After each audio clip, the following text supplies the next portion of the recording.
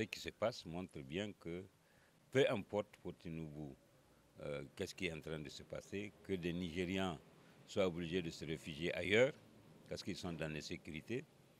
La sécurité des Nigériens lui importe peu que de répondre aux desiderata de Paris. Alors, vous voyez qu'on a deux conceptions différentes de l'intégration.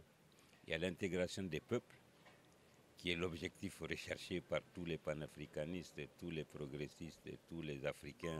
Et il y a l'intégration des chefs d'État, celle de Tinubu, qui est insensible aux préoccupations des peuples, et évidemment qui peut prendre n'importe quel type de mesure. Ils sont pris dans leur propre piège. Ils ont sanctionné un pays qui continue d'abriter des ressortissants, des pays qui le sanctionnent. Mais parce que ces pays-là, le Niger, le Burkina, le Mali, ont une autre lecture des questions de l'intégration. Ils ont une conception différente de la conception de Tinubu et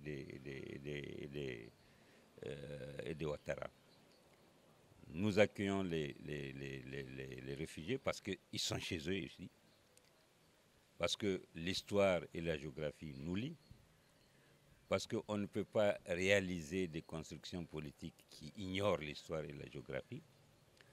Et précisément, c'est parce que les dirigeants actuels de la CEDEAO ignorent cela qu'ils sont en train de prendre des sanctions à contre-courant de l'histoire. Même si on n'avait rien du tout, on acceptera nos parents du Nigeria, on acceptera nos frères du Nigeria, tout comme on accepterait nos frères du nord du Bénin.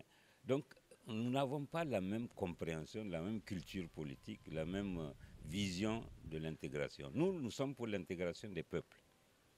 Les dirigeants de la CEDEAO sont au service de l'extérieur, c'est un syndicat entre eux. Donc, quand ils prennent des mesures, ils n'ont jamais considéré leur population.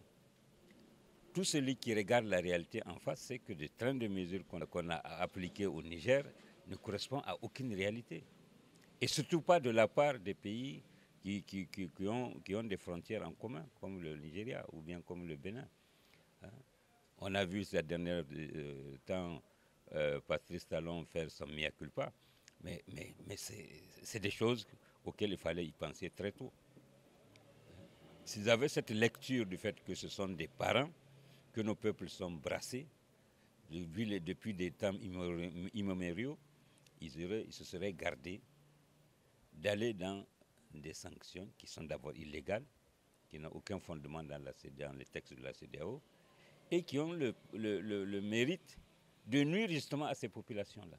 C'est pour ça que je dis que c'est une leçon qu'il faut donner à ces dirigeants-là, de leur dire, écoutez, quand vous prenez des mesures, regardez vos populations. La raison d'être d'un chef d'État, c'est le bonheur de son peuple.